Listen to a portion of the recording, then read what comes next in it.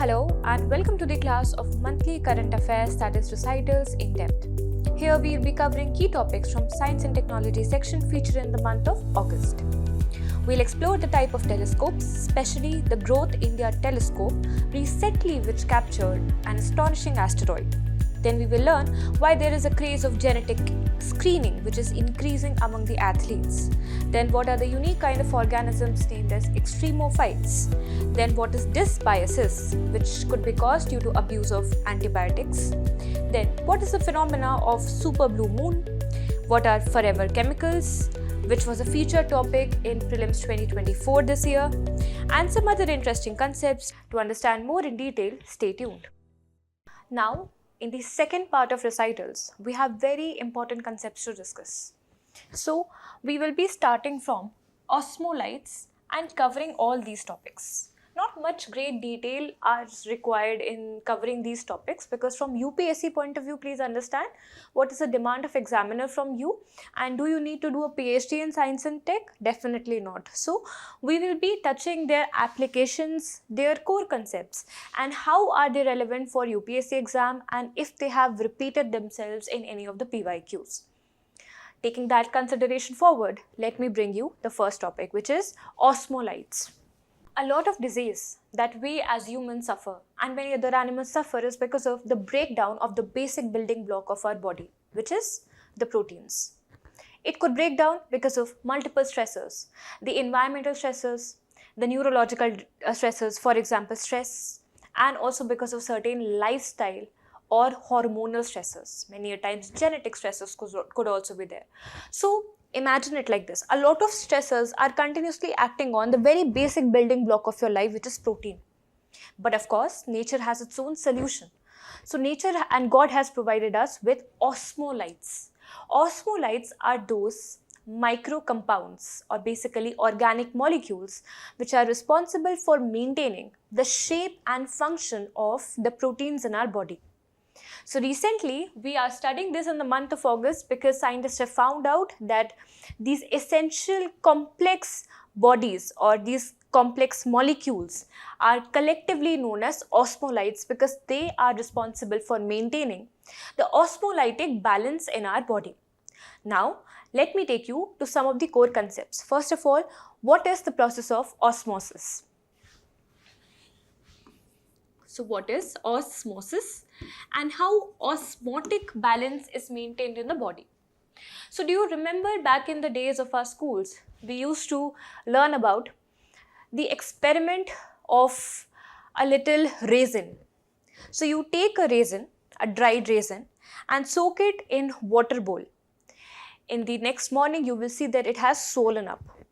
The process of water moving from high concentration towards low concentration, because this dried raisin was not having water at all. So the process of a molecule from moving from high concentration to low concentration is known as osmosis. But you should also have clarity between the difference of diffusion and osmosis.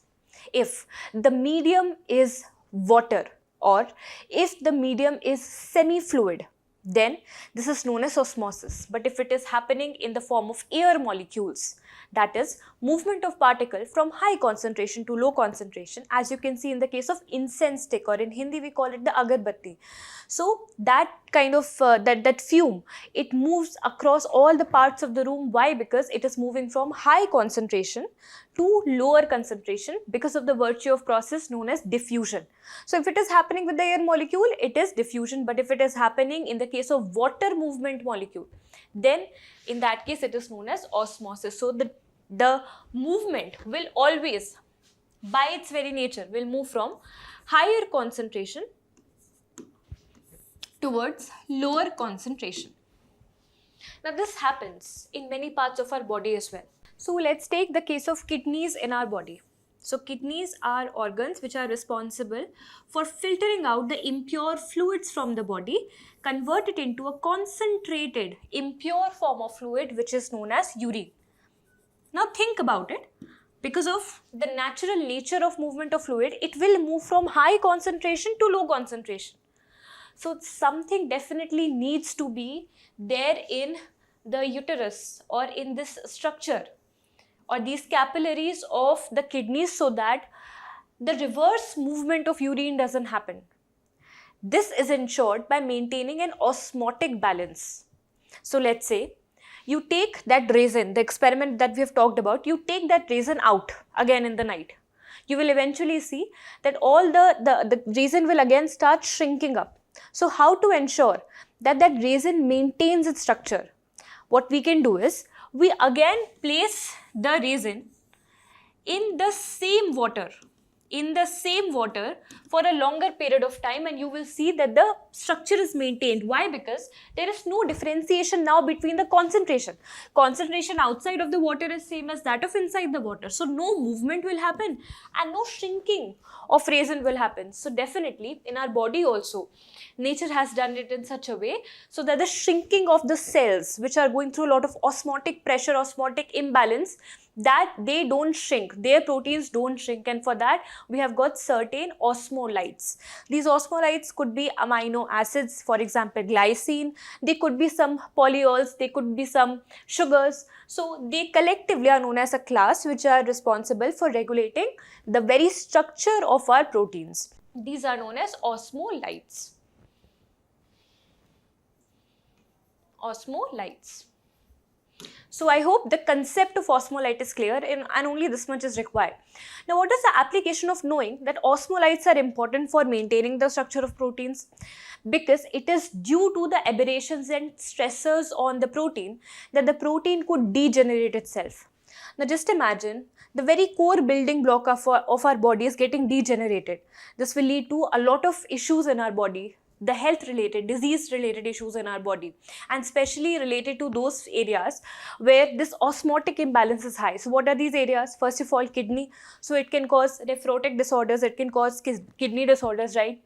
Also in our neural network, in our neurons also, there needs to be a lot of osmotic balance to be maintained. So osmolyte is again very important. If this osmolyte is imbalanced, then also due to stressors, the proteins will unbind themselves or will degenerate themselves, and this can also lead to many diseases. For example, Alzheimer's disease, Parkinson's disease, dementia, etc. So these neurodegenerative disorders could also manifest itself.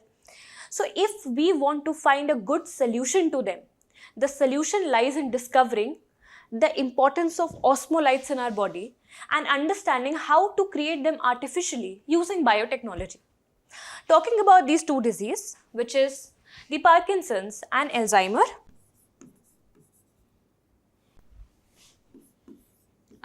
disease and the Parkinson's disease. Both of them are genetic as well, Alzheimer's especially. The causes of both of them could be genetic or non-genetic, and especially for the Alzheimer's. So what happens in the case of both these diseases is that the protein has got unwrapped or has got degenerated because of certain stressors in the body, and more importantly, it has collapsed or it has unraveled its own nature or its structure because the osmolytic balance was not maintained, because maybe there was not enough osmolyte to support it. To understand it better, what happens during Alzheimer's, there is a loss of memory. It is a kind of dementia only where loss of memory happens. It generally grows with age, and the Parkinson is where the mobility of the body is disrupted. So a person is not only able to not able to move properly, but also loses consciousness, in many cases memory also, another spectrum of dementia. So both of them are mental disorders, mostly caused due to change in the structure of their protein. So maintaining this very structure of protein, as you now can understand, is very important, and how to do it, how science can advance in it, could be with discovering how to create and how to maintain the balance of osmolytes in the body. This structure will also very easily show you how, due to certain stressors, for example environmental stressors, natural stressors, genetic stressors, our body can have disordered proteins. So this disordered proteins will not be able to generate what I want in my body. For example, good number of antibodies or any kind of building block that I require, proper function of, let's say, kidney, it won't be able to do because proteins are not arranged. I need to arrange and pack the protein in a proper way so that it can perform its function. So that packing requires aggregation. Packing requires analysis so that they can take the shape after aggregating, and all of this can be done with the help of osmolyte so that finally it is not only aggregated and packed but also stabilized.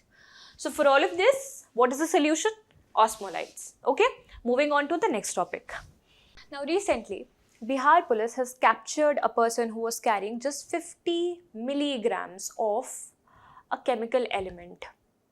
Why was he captured? Why was this material seized? And why is it important? Because this chemical element was not a normal one. This was a highly radioactive element, which is not naturally occurring, could only be synthesized. And because the synthetic process or the synthesizing process takes a lot of resources, price, it's very costly, very expensive, and also very dangerous, this metal is not allowed to be freely used for domestic purposes, not allowed to be smuggled. The chemical element that we are talking about is californium. Now, talking about californium, the atomic number of this element is 98. So just think about 98. What is 98? 98 is the total number of protons and the total number of electrons that this particular element is carrying. Imagine one small atom trying to contain as large as 98 electrons, which means imagine the size it could be holding. So, because of this large size, it has the ability to generate waves, or it has the ability to emit out neutrons, and therefore it is categorized to be undergoing radioactivity. Therefore, this is also known as a radioactive element. Now, what is unique properties of californium? So, first of all, analyze this table. What exactly are we talking about? Here we are talking about the periodic table. The S block element, the P block element, the D block element, S block, P block, D block element, and here there used to be F block elements, right? What are these block elements? That's not important, but just for your perspective, if the last electron is lying in the S block, then this is known as S block. If the last electron is in the P block, then that is a P block element. If the last electron is in the F block, in the F shell of the atom, then that is known as a F block element. So here, concentrate yourself over the F block element. Now it used to have two rows. The first row would contain of certain elements. For better perspective, you can download or review the periodic table. You will get a better idea of this. So this first block of element together, collectively, they are known as lanthanides. Now, they are of course large in size, have got multiple industrial usages. For example, in the optical instruments, in other industrial usages, in chemical production, etc. Petroleum mining, it is used. And the last row of all, these are known as the actinides. This entire group of elements is known as actinides. And the statement might help you in prelims also, and for a conceptual understanding, that all the elements belonging to the group of actinides are radioactive in nature. But if the statement comes that all the F block elements are radioactive, that would be incorrect, because we've understood lanthanides, the first row, these are not radioactive. Only the last one, entire element, all the elements of this row are radioactive. So, one among these actinides is actinium, is uranium, is plutonium, and also we have got californium. So, californium is an actinide element. Why is it called an actinide element? You've understood now. The second thing is this symbol tells us that it is synthetically prepared, which means this element is not naturally occurring in nature. It only has to be synthesized. Of course, to create a synthetic material like this would require a lot of intensive resources, would be very expensive exercise. So therefore, it is one of the most costliest chemically produced or synthetically produced radioactive element. Talking about what is radioactivity. So radioactivity is a process in which an atom could shed or could emit out naturally waves, certain kind of waves, or certain kind of particle emission. That is known as radioactivity. Because radiations or particles could naturally come out of this element. And why are they naturally coming out of the element? See, because if you analyze any kind of element, it comprises of a nucleus. This nucleus has got equal number of protons as that to the total number of electrons. Now, electrons are not arranged in just one shell. There are multiple shells outside a cell, outside the nucleus. Multiple cells are there. Okay, and there has to be an orbital rule which has to be followed. So in the first shell, which is the s block, it can only comprise of 2.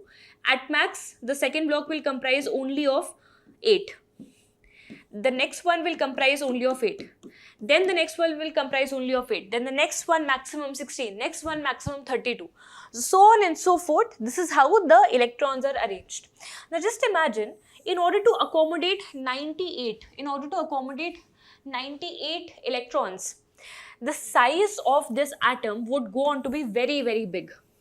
So the outermost electron would be very, very far away from the nucleus, and it is actually this nucleus which produces the strong nuclear forces, which are responsible for holding all these electrons together so that the entire structure of atom could be maintained. Something like a solar system. Sun is having that gravitational pull which maintains the place and rotation of all the planets in their orbit, so that we have a definite structure of solar system. So similarly, to have a definite structure of atom, there has to be a force. Now, with the rising distance between the nucleus and the outermost orbit, this force will also lessen up naturally, and therefore, because of the huge size of this atom, it is very easy for the last electron to remove or evade itself out of the grip of the nuclear force. And therefore, in such large size atoms or elements, it becomes very easy to naturally emit off some of the radiations, which could be in the form of beta particles, which could be in the form of helium atoms, which could be in the form of negatively charged electrons, or even neutral electromagnetic radiations.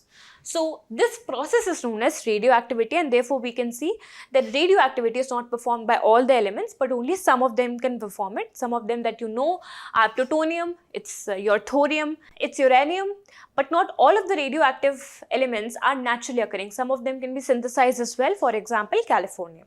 Okay. Do you know how many types of radioactivity or how many types of radiations can be performed? So there are primarily 3 types. The first one, an atom can release either alpha radiations or alpha particles. So alpha particles are nothing but the positively charged helium ions.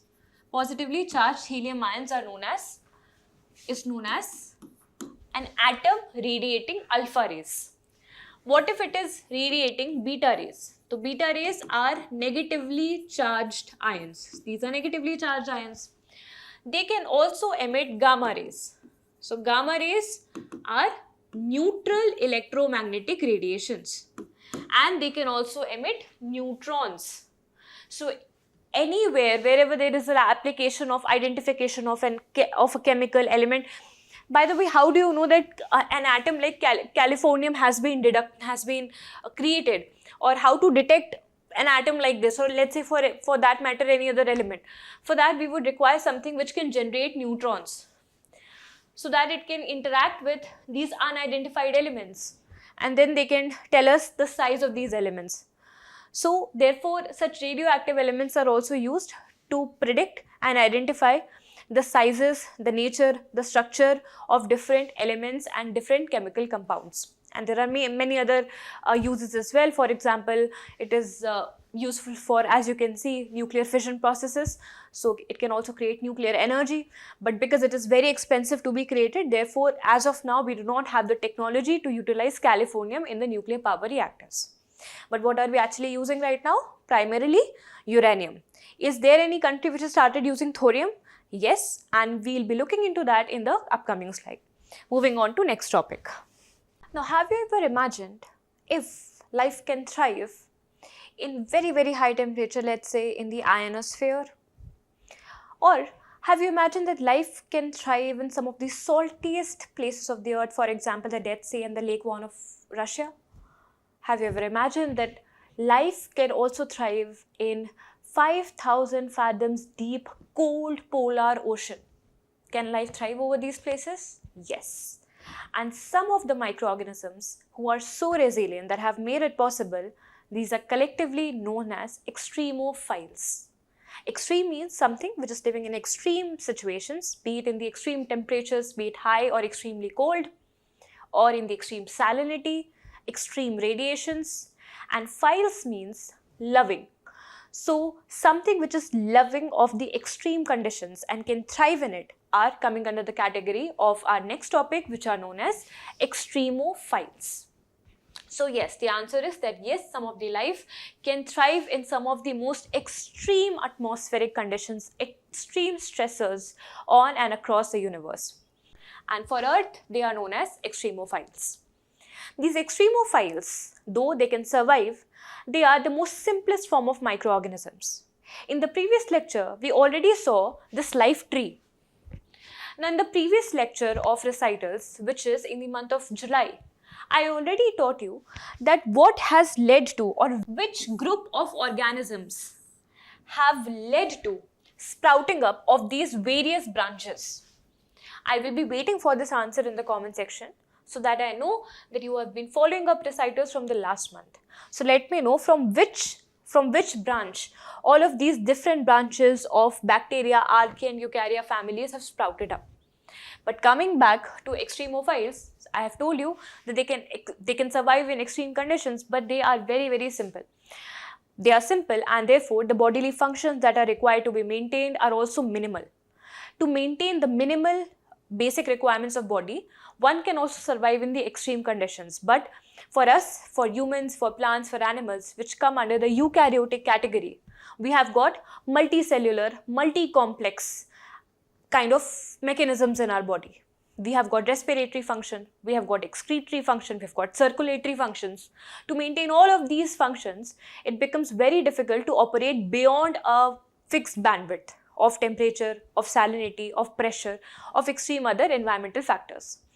But in the case of extremophiles, because the bodily structure is so simple, they can survive these temperatures, they can survive these external stressors. So obviously, if a statement can come that extremophiles are eukaryotic or extremophiles are prokaryotic, what will be the correct answer? You tell me.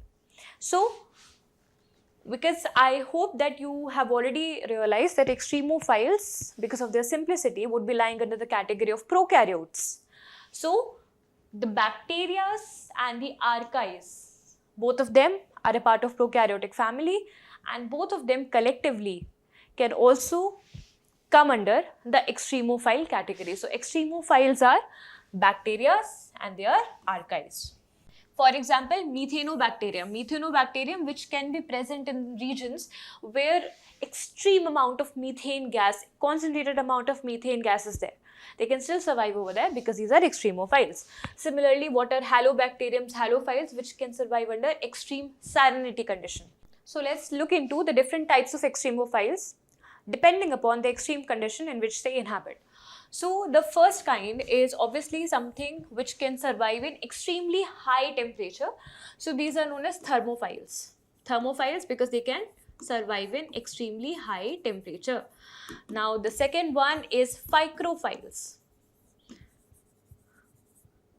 So these are the ones who can survive in extremely cold regions, for example, polar regions or very deep beneath the oceans. So psychrophiles can be identified. The third one is something which can survive in high salinity condition. So these are known as halophiles. And then we also have something which can survive in extreme pH levels. Extreme pH, basically if the pH is below 7, it is acidity. If it is above 7 in the range of pH scale, above 7, then this is alkaline or it's basic in nature. So those which can survive in high acidity are acidophiles. So it's a no-brainer. The name only suggests that in which kind of extreme condition they will be surviving, they will be thriving. But since it was also given in the article of your recitals magazine, I thought of covering it for you. So anyway, we have discussed in detail what are extremophiles. Just a basic concept for you, what is the difference between prokaryote and eukaryote? Just have a look into the structure of both of them. First of all, any kind of cell has got first of all a cell wall, then has got a nucleus and has got certain fluid which keeps the structure intact, and this is known as cytoplasm. This is any kind of basic cell. But even more than that, what is the requirement of this nucleus? Because the primary requirement of any cell is to have the genetic material inside it, the address inside it, the information inside it, so that it understands how to multiply, and what to bring out as a product. Okay, so what is this? This couldn't be necessarily said as a DNA. It could be any genetic material. Now, please understand the difference between prokaryote and eukaryote in simple terms, in the terms of their structure. This is a prokaryote. Can you see any genetic material here? Yes, genetic material is there. Is genetic material there in eukaryotes? Yes, genetic material is there. But is there any covering of this genetic material? Do we see any nucleus over here? No. So there is no nucleus in prokaryotes, but there is a very well-defined nucleus. In fact, not only nucleus, beside the nucleus or under the nucleus there is nucleolus, and within that nucleolus we have got the genetic material. And in the case of eukaryotes, the genetic material is DNA, but in the case of prokaryotes, in the case of certain bacteria, it could be eukaryote, it could be DNA or RNA form of genetic material. So it has got no nucleus, and this one has got nucleus. Obviously, you can see that in the cytoplasm, though it has cytoplasm, it is not having organelles, for example, mitochondria, endoplasmic reticulum. In the case of plants, it's chloroplast, vacuoles, nothing is there. It's pure cytoplasm, right? But in the case of eukaryote, can you see it is very well defined, very well structured. You can see chloroplast, you can see endoplasmic reticulum, you can see ribosomes, you can see mitochondria. So it is very, very well defined. Therefore, eukaryotic organisms are those which perform more complex functions, and therefore the cell is more structured, more packed and more complex, capable of carrying up multiple activities or multiple functions. What is the typical size? Typical size is 0.1 to 5. 5 is the maximum limit of size of a prokaryotic organism. So 5 micrometer is there. And in the case of eukaryotes, it's 10 to 100 micrometer. That is the size of a typical cell. How do they reproduce? Because of the simplicity, of course, eukaryotes cannot do reproduction as that of humans and plants. So these cells, which are generally accommodated in the form of bacteria, archaea, extremophiles, they perform binary fission or asexual reproduction. There is no scope of sexual reproduction. In the case of eukaryotes, there is sexual reproduction, there is somatic cell division, reproductive cell division. There can be both asexual and sexual form of reproduction. Now, by understanding the unique biochemical experiences, adaptations and mechanisms of the extremophiles, they can also be helpful in creating applications for multiple purposes. For example, waste management. Waste piles are generally not something where humans can interact, where animals can be can habitat. So these are some of the regions. If we require to do the remediation of them, we would require some microorganisms to go into such highly methane accumulated region. So basically, if in the first application of extremophile is analyzed, it is in the form of waste management by incorporating bioremediation bacteria. Bioremediation bacteria, they can not only be used to extract the pollutants out of the waste material, but they can also be useful in mining the ores, especially those ores which are deeply seated in the earth where machines, humans can't go. So in that places, bioleaching could be done with the help of certain extremophiles. So that is going to be first application. The second application is to decompose. They can also decompose in the places where normally the bacteria and the other fungi and microorganisms wouldn't be able to thrive. So in order to decompose and clear up that area also, such extremophiles could be used. Now the third application, and think about it, it can also be widely used in industrial applications. Now in the industries, especially when a rocket is being created, a propellant is being created, sometimes you would require certain elements or certain atmospheric conditions where a particular product can go through, or a particular microorganism can go through extremely high temperatures or pH levels. So what can be better than extremophiles? So extremophiles have also wide variety of application in industrial processes. For example, a Thermus aquatus. Thermus aquatus is an extremophile which was used in the RT-PCR treatment of RT-PCR of COVID detection, RT-PCR technology. Okay, because it can go through both extreme ends of temperatures without breaking down. So these are the industrial applications. And then of course, while writing any answer on biotechnology, you can always quote using Extremo files, write down some of the types of them, and you can use it in almost any application, be it for the medical purposes, agricultural purposes. Extremo files would be good because they can survive in the extreme conditions also, and therefore they could be very beneficial for the mankind. Now in the next topic, we'll be reading about another category of extremely resistant chemicals, not organisms this time. Here we are referring to perfluoro, peralkyl products, which are known as PFAS, perfluoro, peralkyl, polyfluoroalkyl substances, also known as PFAS. And because they are so resistant to heat, water, acidity, and multiple other conditions, it could naturally occur to you that they are very difficult to be degraded down, to be decomposed. And as a result, these chemicals can survive in the atmosphere for more than and over 1000 years, making it very difficult to break them and therefore causing one of the leading pollutants of our time. Therefore, they are also named as forever chemicals. Now, to your surprise, this question was also asked in the 2024 prelims examination. So, the question was, with reference to PFAS, they are used in making many consumer products. Consider the following statement. So, in this article, we will analyze what exactly is PFAS, how does it look like, why is it an environmental menace, what are its multiple uses, in which consumer products are they used, so that you as a listener could become more aware if you are consuming PFAS and can forbid from doing that. What are the environmental and health concerns regarding the same, and what are the remediation or the preventive measures, and if at all we have got any international treaty working on to prevent and to minimize the use of PFAS in the world. So first of all, what is a PFAS? As I have already told you, the chemical formula suggests that this is per and polyfluoroalkyl substances, which means it has got the bond of C and F. What is an alkyl bond? An alkyl bond is anything which is combined by one carbon and 3 hydrogen, keeping one tail left for any other compound. This is a typical alkyl substance. Now, what is a polyalkyl? Polyalkyl could be anything which is having multiple carbon chains. Multiple carbon chains. So it is a very long product.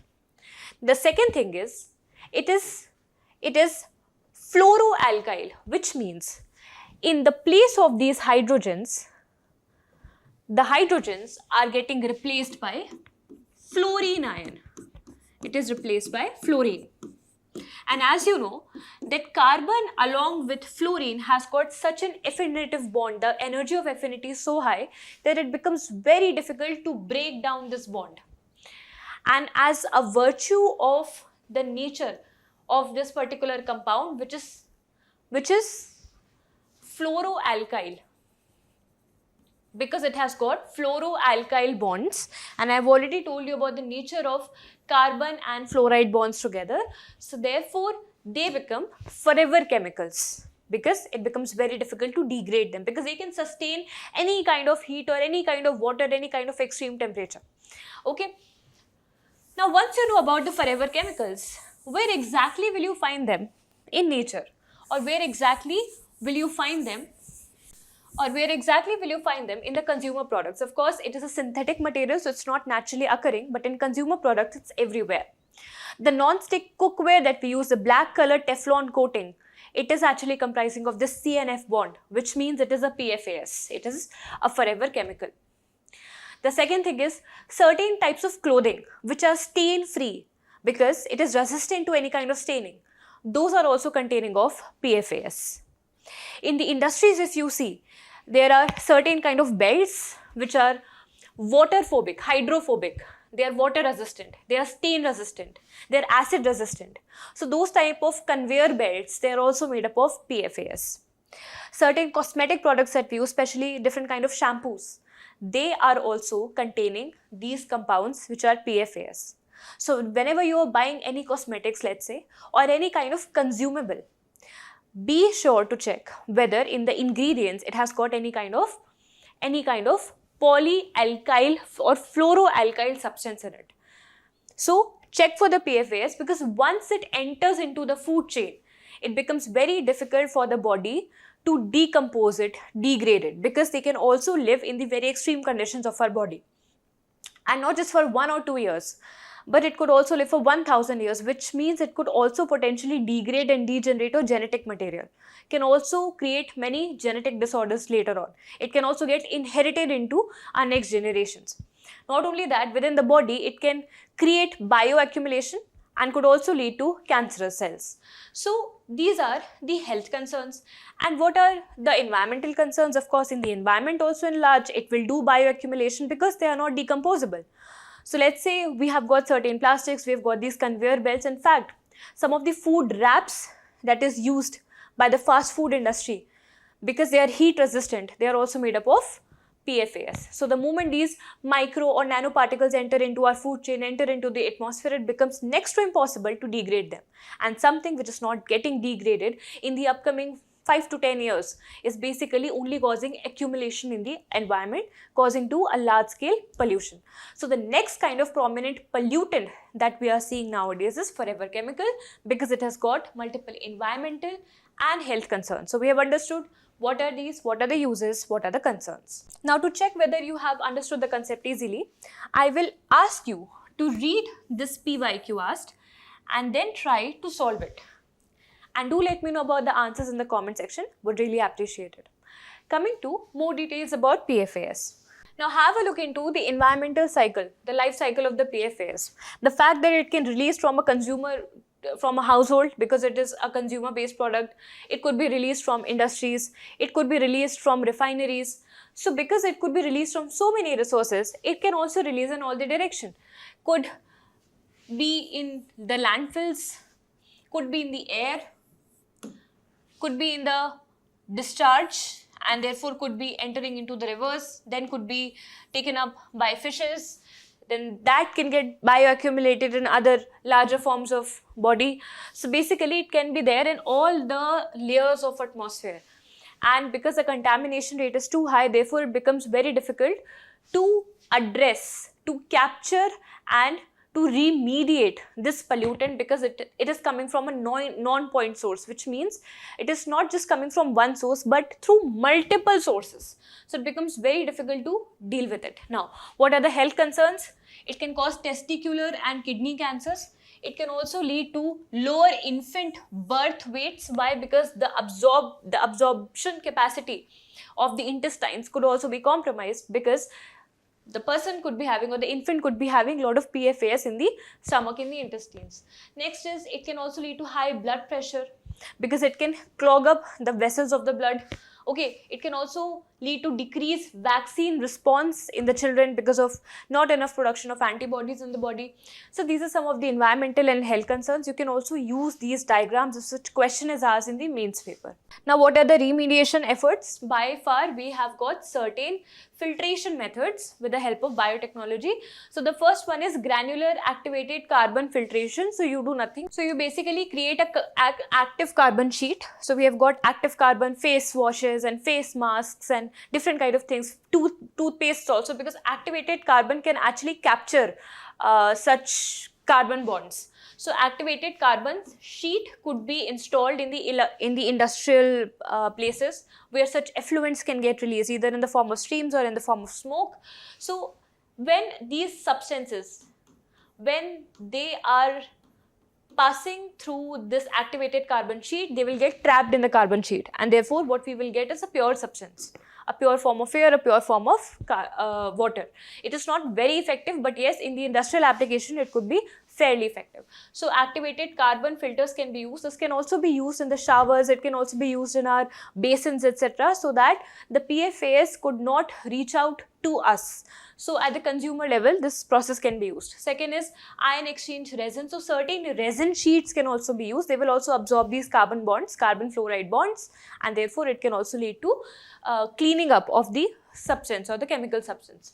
Next is, you can also have a high pressure membranes. So the RO filters that we have, what if they are also subjected to very high pressure of drainage. So if you in under high pressure go through reverse osmosis, then that also can trap these forever chemicals or these PFAS compounds on the surface, and therefore leading to having better or purer water.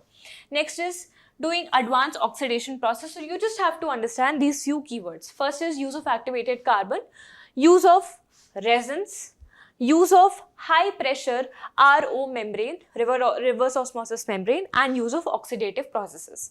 So they can be used in order to purify them. Is there any international treaty working on the same?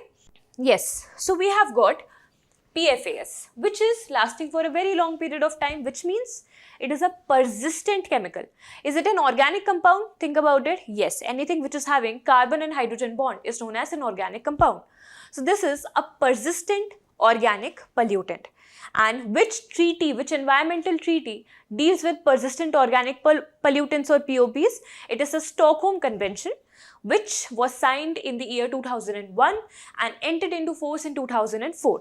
So, the Stockholm Convention has got provisions, and in its list has got multiple types of PFAS listed, so that it can intend to and it can work upon removing the accumulation of PFAS, the use of PFAS in consumer durables, and also install techniques which can remove it from the atmosphere. So this is about the Stockholm Convention.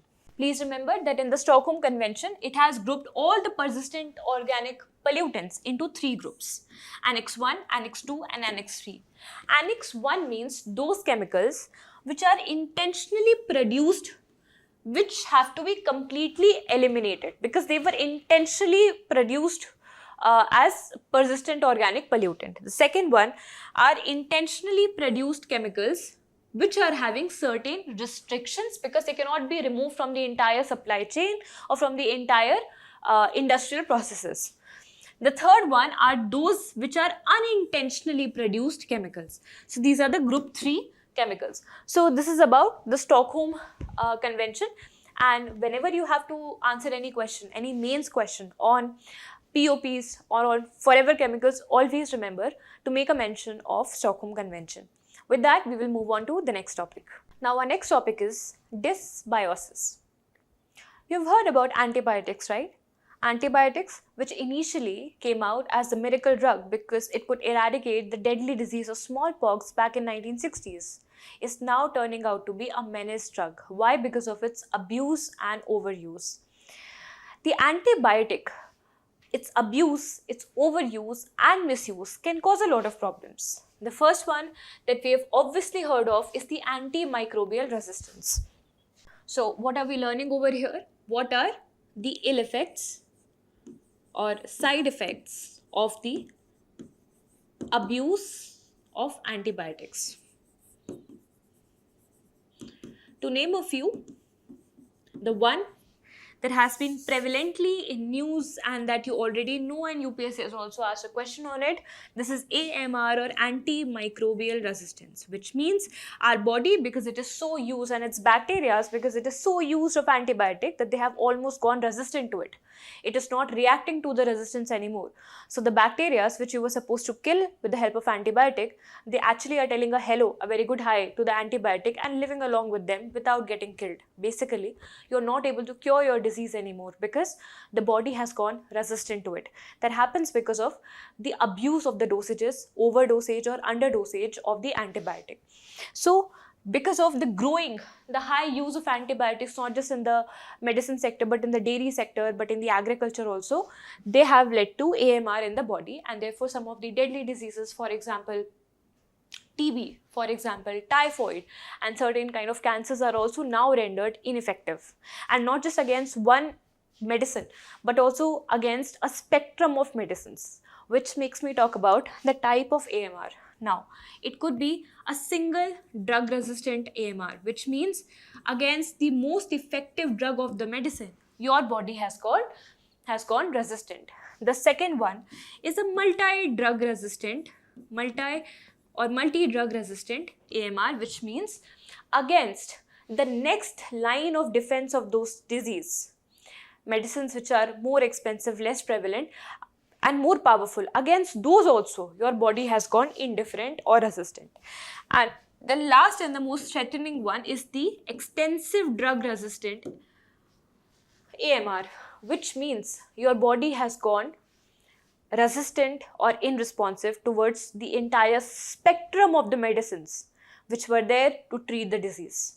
These are the types of AMR. This is one kind of ill effect of overuse of or abuse of antibiotic. The second one that we have recently got to know is dysbiosis. Dysbiosis is malfunctioning of the biota of our body. So you know that our gut specifically hosts more than 1 crore cells of microorganisms in various forms, and they're actually healthy for the body because they aid in digestion, they aid in absorption of the nutrition. But if something is supposed to kill the bacteria in the body, which is the antibiotic, it will not differentiate between the good bacteria and the bad bacteria. It will start to kill both of the bacteria. If you are over consuming antibiotics again and again, it will not only kill the bad bacteria of the body or the bad microorganisms, but also the good ones. Could eventually lead to disruption of the biome of our intestine. This could lead to malfunctioning of other bodily functions. This is known as dysbiosis, and therefore many a times when you get the prescription of antibiotic, you also get the prescription of certain antacid, something which can relieve of the gas and the acid in your body, and you also get the prescription of a multivitamin. Why does this happen? Because upon having a lot of antibiotics, your gut microbiome will be compromised, good bacteria will be gone dead, and therefore the food that you are eating is now not getting properly digested, the nutrients is not getting properly utilized or absorbed in the body. If you fall short of nutrient, it will lead to malnutrition in your body, but we want to save you from that, so we will induct certain artificial multivitamins in the body till the time antibiotic course is going on. Alongside, it is also suggested that probiotics should also be consumed while you are consuming antibiotics, so that your gut microbiomes, bacteria, can keep themselves healthy and fresh. Okay. The next thing is, because they are getting killed, that a person can have an irritable bowel syndrome, which is very common nowadays amongst many of us. This is known as IBS. Even I also suffer from it sometimes when I overconsume antibiotics because of certain illnesses. So IBS is one form of dysbiosis, and the second one, a worst form of IBS, because this is just a syndrome, it's just having irritable bowel. The second one is the inflammatory bowel disease, in which the intestinal lines or sometimes the stomach lines, they get inflamed, and this causes good amount of pain, good amount of bowel pain and other kind of bowel diseases in the body. So it can lead to two kind of additional diseases. So which means that not only your body is not able to fight with the existing disease, but now also it has created more diseases in the body in the form of IBS, IBD and others as well. So these are the two ill effects of abuse of antibiotics. Third one, it can also cause mucus barrier breakdown.